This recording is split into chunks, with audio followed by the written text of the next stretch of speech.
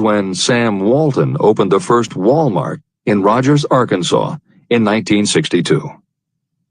Walton got into the retail business after the Second World War when his father-in-law loaned him the money to buy a franchised Butler Brothers store in Bentonville, Arkansas. By 1962, Sam and his brother Bud owned 16 variety stores in Arkansas, Missouri, and Kansas. It was in these stores that Sam Walton first started adding the magic ingredient of imagination. In addition to his flair for promotion, Sam tried new approaches to the way household goods and general merchandise could be sold at retail. He insisted on clean, well-lighted interiors, and he introduced the concept of self-service, with aisles wide enough for shopping carts and checkout counters at the front of the store. He also started buying direct from manufacturers, and he created profit-sharing plans that kept his family of employees loyal, hardworking, and neighborly.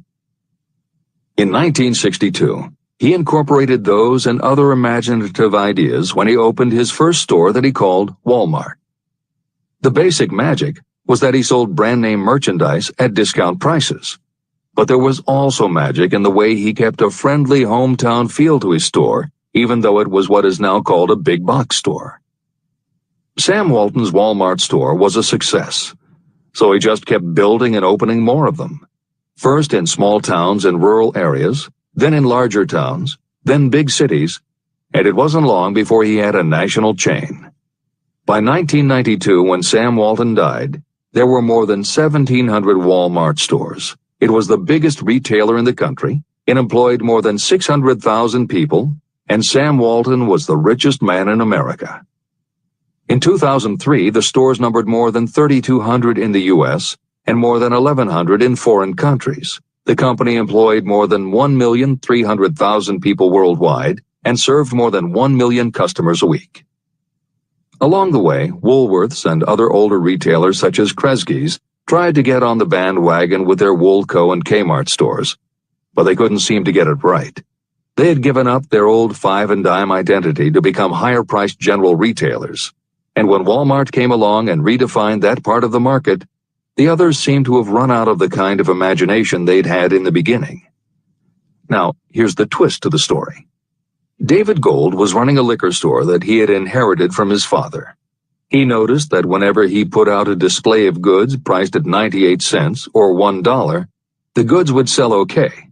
But if his sign said 99 cents, the goods sold out in no time. He decided that he would open a store called the 99-cent only store, where everything would be priced at 99 cents.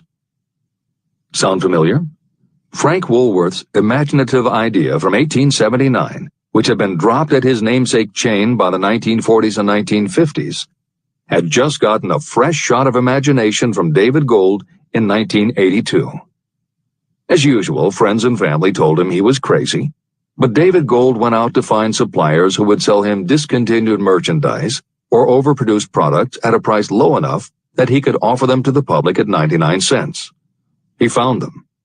And they even had brand-name products of everything from hardware to pantyhose, cleaning products, motor oil, kitchenware, cosmetics, electronics, toys, canned goods, frozen foods, cookies, fresh fruit, even gourmet foods.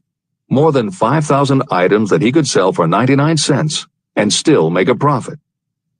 David Gold opened his first well-lighted, brightly colored green and fuchsia wide-aisle store in Inglewood, California in 1982. By 2003, he had 142 stores in California, Nevada, and Arizona, and he was listed on the Forbes 400 as having earned a personal fortune estimated at more than $650 million. As Napoleon Hill wrote elsewhere about the creation of Piggly Wiggly, where in this story do you see the slightest indication of something that you could not duplicate? The plan, which made millions of dollars for its originator, was a very simple idea that anyone could have adopted, yet considerable imagination was required to put the idea to work in a practical sort of way. The more simple and easily adapted an idea is, the greater is its value, as no one is looking for ideas that are involved with great detail or are in any way complicated. This is the end of the editor's comments. There is no standard price on ideas. The creator of ideas sets his or her own price, and if they are smart, they get it. The story of practically every great fortune starts with the day when a creator of ideas and a seller of ideas got together and worked in harmony.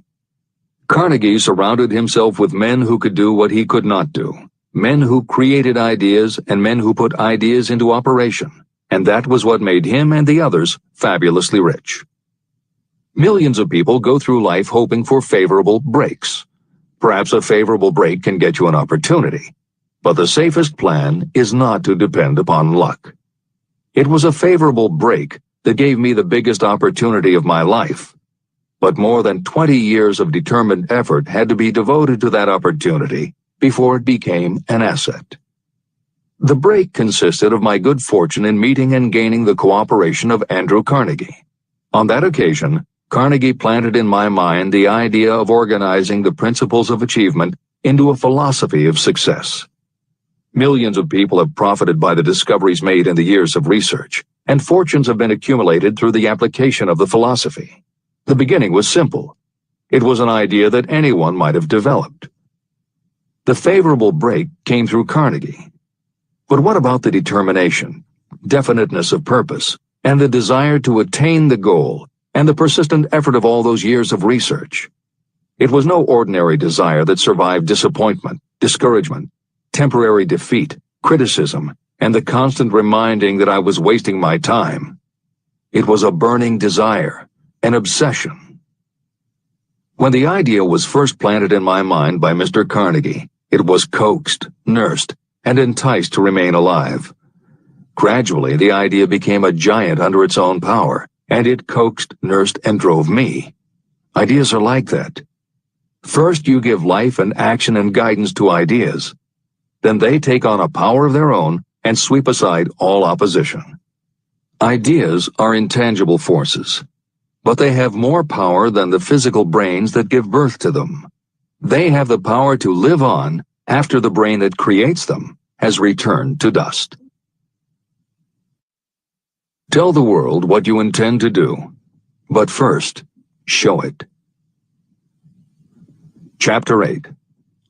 Organized Planning. The crystallization of desire into action. The sixth step toward riches. You have learned that everything we create or acquire begins in the form of desire. Desire is taken on the first lap of its journey from the abstract to the concrete in the workshop of the imagination, where plans for its transition are created and organized. In Chapter 3, Desire, you were instructed to take 6 practical steps to begin translating your desire for money into its monetary equivalent. One of the steps you must take is the formation of a definite, practical plan or plans through which this transformation may be made. Following are the basic instructions for making practical plans. Ally yourself with a group of as many people as you may need for the creation and carrying out of your plan or plans for the accumulation of money, making use of the mastermind principle. Compliance with this instruction is absolutely essential. Do not neglect it. Editor's comment: the Mastermind Alliance is built of 2 or more minds working actively together in perfect harmony toward a common goal. This concept was introduced in Chapter 6, Specialized Knowledge, and is described in more detail in Chapter 11, The Power of the Mastermind. This is the end of the editor's comment. Before forming your Mastermind Alliance, decide what advantages and benefits you may offer the individual members of your group in return for their cooperation. No one will work indefinitely without some form of compensation.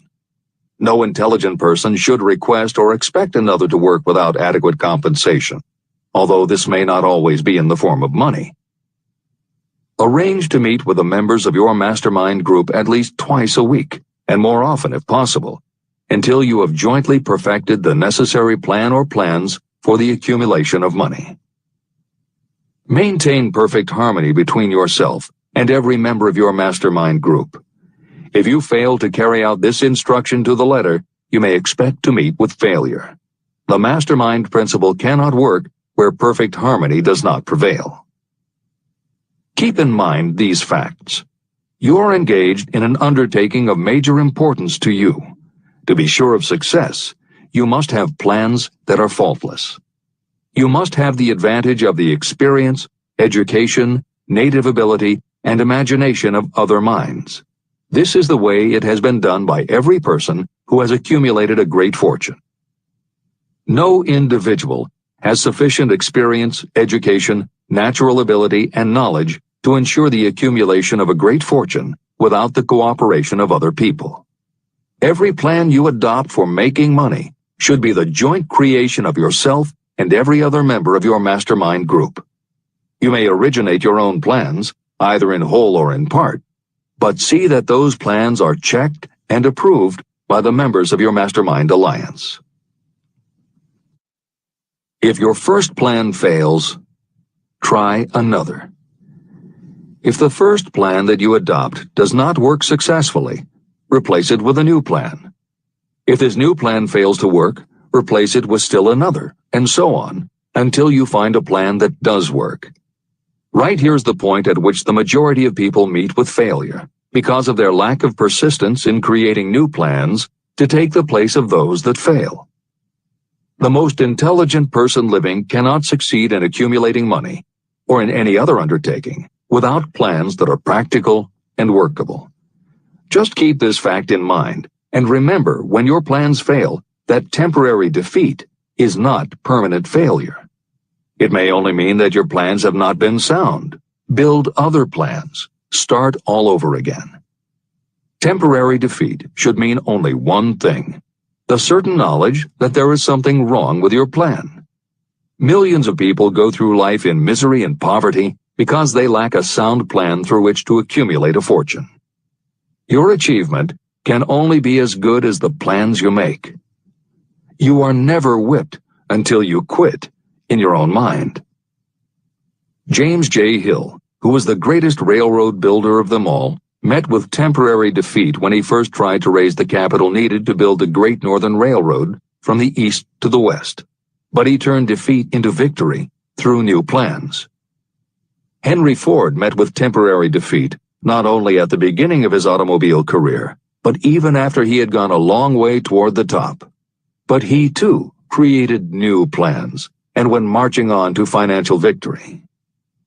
We see people who have accumulated great fortunes, but we often recognize only their triumph, and we overlook the temporary defeats that they had to surmount before arriving. No follower of this philosophy can reasonably expect to accumulate a fortune without experiencing temporary defeat. When defeat comes, accept it as a signal that your plans are not sound. Rebuild those plans and set sail once more toward your goal. If you give up before your goal has been reached, you're a quitter. A quitter never wins, and a winner never quits. Write this sentence on a piece of paper in letters an inch high and place it where you will see it every night before you go to sleep and every morning before you go to work. When you begin to select members for your mastermind group, choose those who do not take defeat seriously. Some people foolishly believe that only money can make money. This is not true. Desire, transmuted into its monetary equivalent through the principles in this book, is the way money is made. Money, of itself, is nothing but inert matter. It cannot move, think, or talk, but it can hear when someone who desires it calls it to come. Intelligent planning is essential for success in any undertaking designed to accumulate riches. Following are detailed instructions to those who must begin the accumulation of riches by selling personal services. It should encourage you to know that practically all the great fortunes began either from selling personal services or from the sale of ideas. When you think about it, what else except ideas and personal services can you give in return for riches if you don't have products or property? Leaders and followers. Broadly speaking, there are two types of people in the world. One type is known as leaders, and the other as followers. Decide at the outset whether you intend to become a leader in your chosen calling or remain a follower. The difference in compensation is vast. The follower cannot expect to make as much as a leader. although some followers make the mistake of thinking they should. It is no disgrace to be a follower. On the other hand, it is no credit to remain a follower. Most great leaders began as followers. They became great leaders because they were intelligent followers. With few exceptions, the person who cannot follow a leader intelligently cannot become an efficient leader. The person who can follow a leader most efficiently is usually the person who develops into leadership most rapidly. An intelligent follower has many advantages, including the opportunity to acquire knowledge from the leader. The major attributes of leadership. The following are important factors of leadership. 1. Unwavering courage, based upon knowledge of yourself and your occupation. No follower wishes to be dominated by a leader who lacks self-confidence and courage. Certainly no intelligent follower will be dominated by such a leader for very long. 2. Self-control. The person who cannot control himself can never control others. Self-control sets a strong example for your followers, which the more intelligent followers will emulate. 3. A keen sense of justice.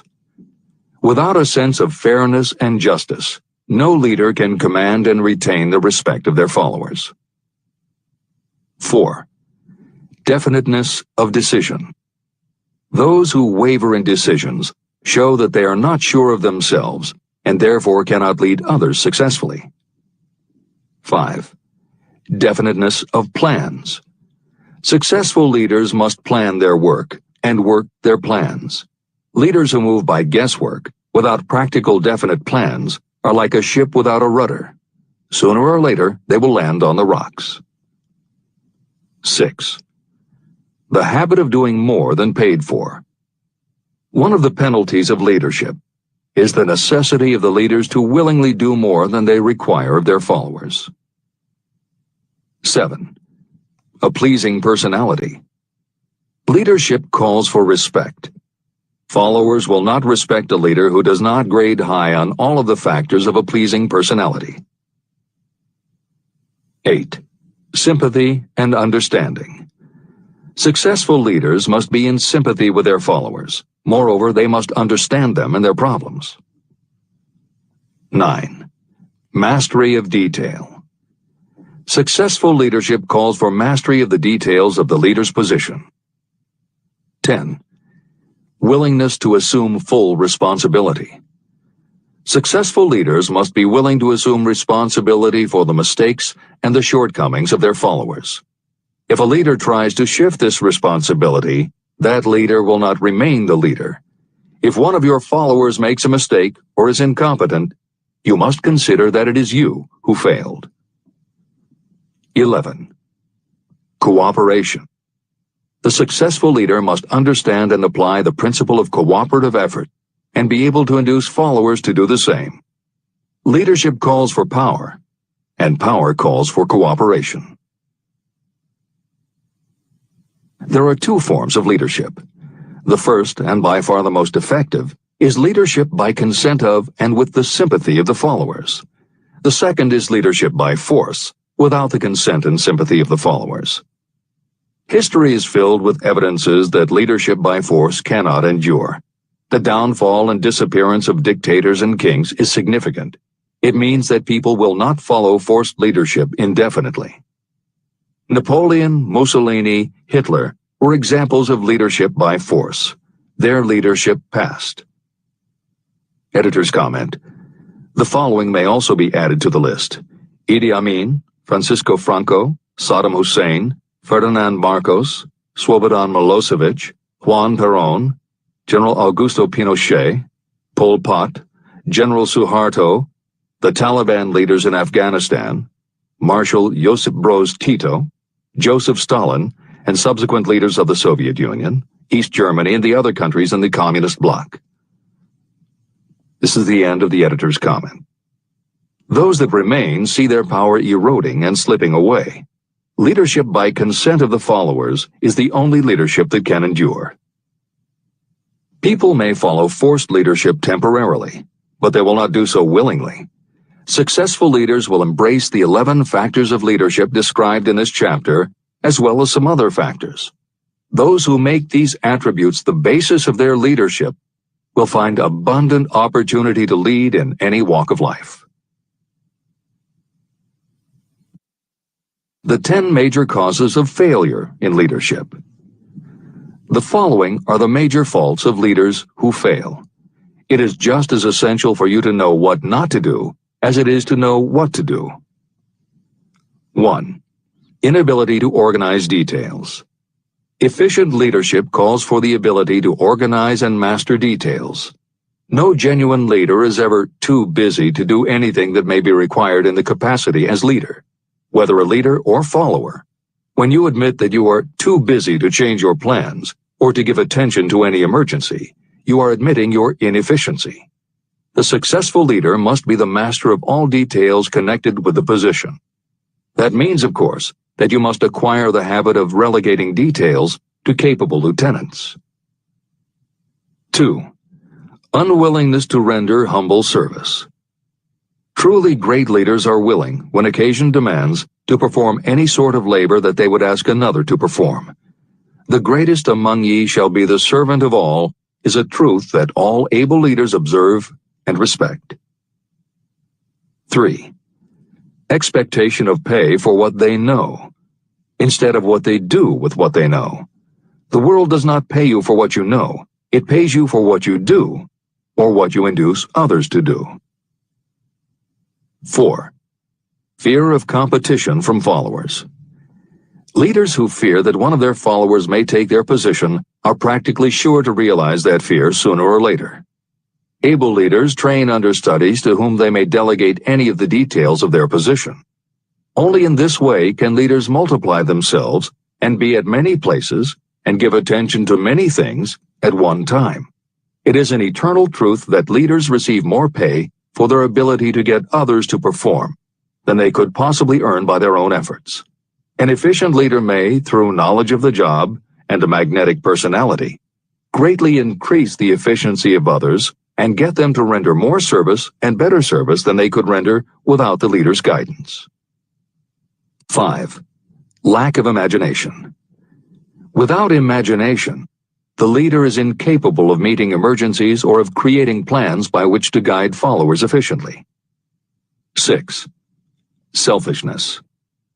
Leaders who claim all the honor for the work of their followers are sure to be met by resentment. The really great leader claims none of the honors.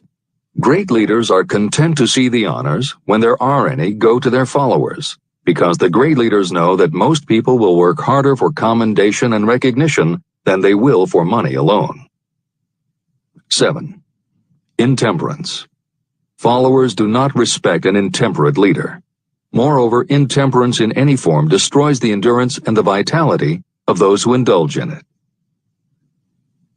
8. Disloyalty. Perhaps this should have come at the head of the list. Leaders who are not loyal to their duty, and to those both above and below them, cannot maintain their leadership for long. Disloyalty marks you as being less than the dust of the earth, and it will bring the contempt it deserves. Lack of loyalty is one of the major causes of failure in every walk of life. 9. Emphasis of the authority of leadership.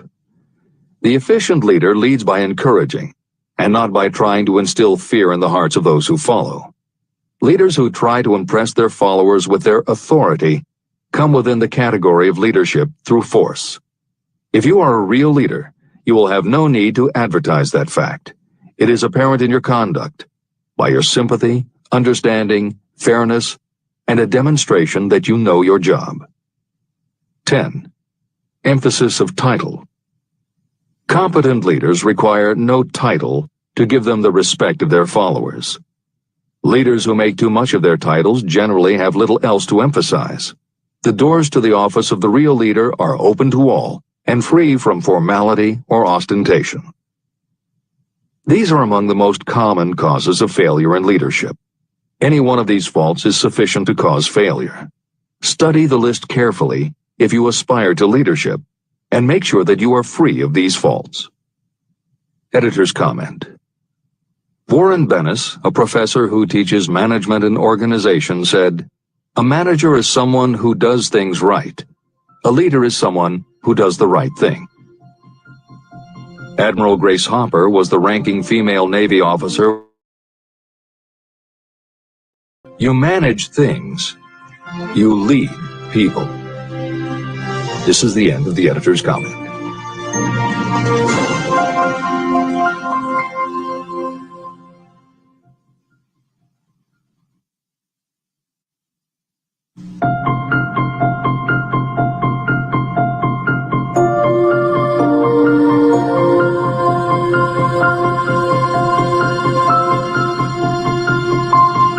When and how to apply for a position. The information described here is the net result of many years of experience during which thousands of men and women were helped to market their services effectively. Editor's comment.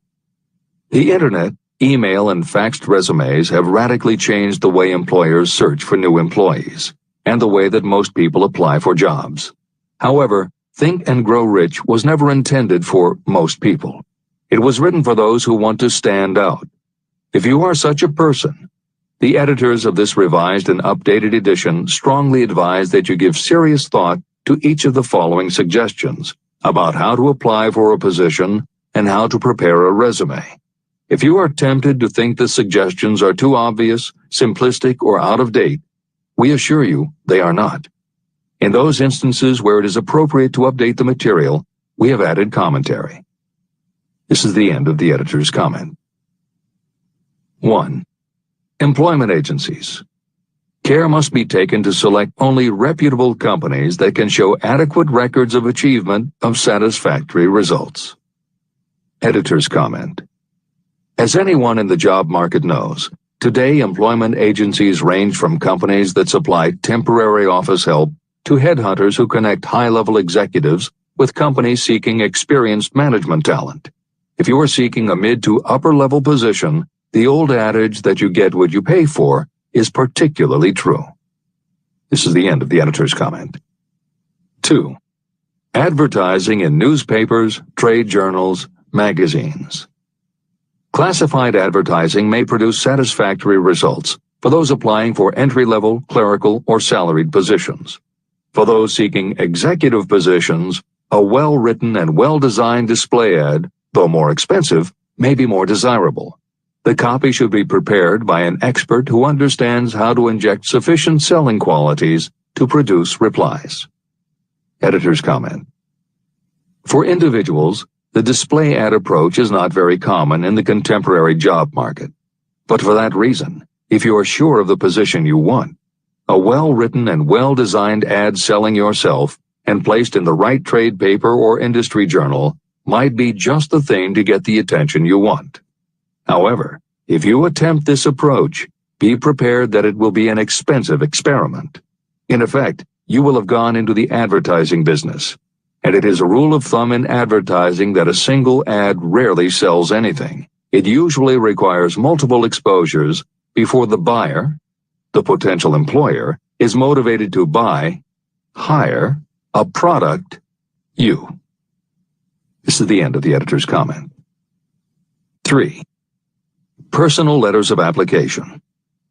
These should be directed to particular firms or individuals that could need the kind of service or experience you have to offer. Letters should be neatly typed always and signed by hand. You should include a complete resume or outline of your qualifications. Both the letter of application and the resume should be prepared by an expert. Editor's comment. In the contemporary job market, sending a letter of application when no job has been advertised can, in fact, be a very successful approach. But this is only for those who truly know what they want and will take the time to prepare a convincing presentation. Managers in a position to hire always have an eye out for good prospective employees. If they receive a well-constructed and intriguing presentation that clearly states you are interested in a position whenever one is available, it will not be thrown away. And the first thing good managers do when a position comes open is go to their files. When that happens, if your presentation made a good and convincing impression, It will be there. The only question is, are you willing to make yourself available when they are ready for you? If you are just blanketing everyone with a stock letter in hopes of getting a job, it very likely won't work. This approach is not for someone looking for a job. This approach is only for those who really want a specific career. This is the end of the editor's comment. 4. Application in person.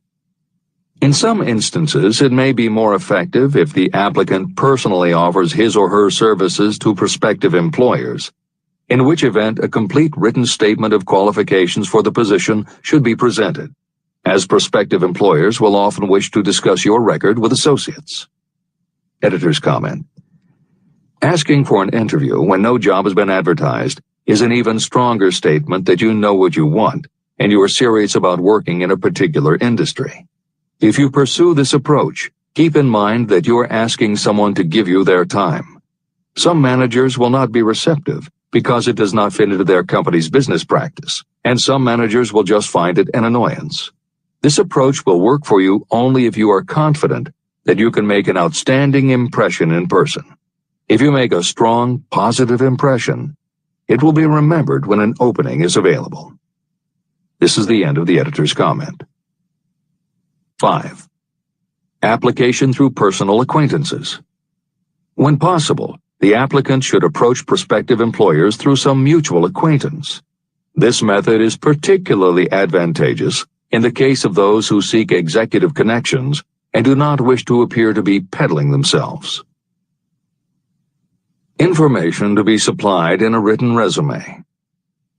A good resume should be prepared as carefully as a lawyer would prepare the brief for a case to be tried in court.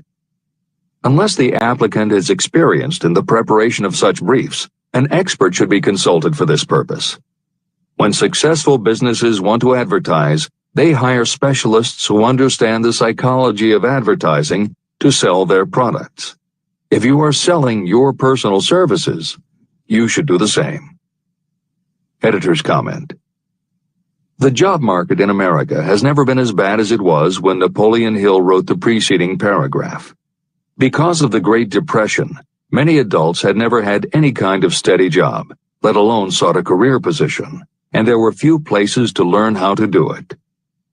Since that time, many excellent books have been published on the subject, and companies that offer professional help in preparing resumes have become very common. However, neither books nor copywriters are magic. It all begins with what you have to offer. The editors of this edition suggest that you start to assemble your presentation using the guidelines that appear below. Once you have a first draft, you should review at least one of the books on the subject to see what suggestions are offered that might help you sell yourself better than you have already done.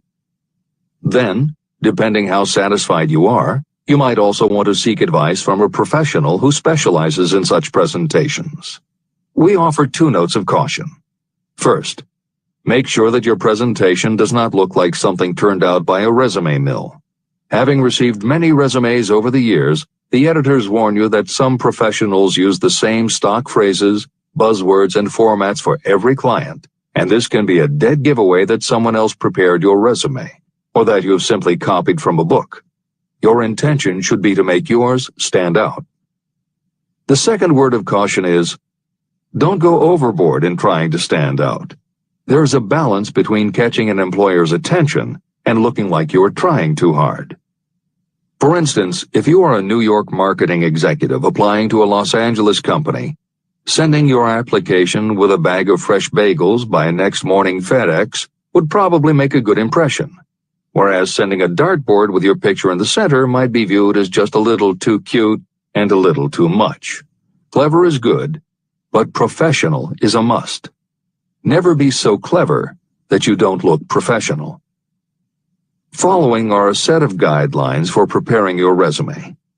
Because part of your search for a position will involve responding to ads for job openings, and because it has become common to respond by faxing applications and resumes, Napoleon Hill's guidelines should be used to prepare 2 separate presentations.